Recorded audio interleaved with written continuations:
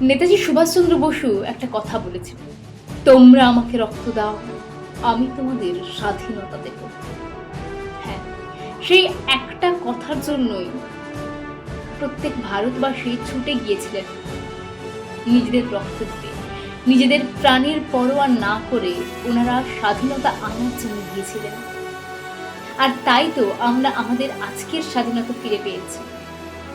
আমরা খোলা মাঠে হেসে খেলে বেড়াতে পারছি, আমরা বাড়ি থেকে নির্ভয়ে বেরোতে পারছি। হ্যাঁ, তাই প্রণাম জানাই নেতাজি সুভাষচন্দ্র বসুকে, যার এই অমূল্য কথা আমাদের প্রাণে সর্বদা গাঁথা হয়ে রয়েছে। তাই আজকের এই শুভ স্বাধীনতা দিবসের দিনে প্রত্যেক স্বাধীনতা সংগ্রামী, প্রত্যেক দেশপ্রেমিকদের চরণে প্রণাম এবং শ্রদ্ধা জানাই। জয় হিন্দ।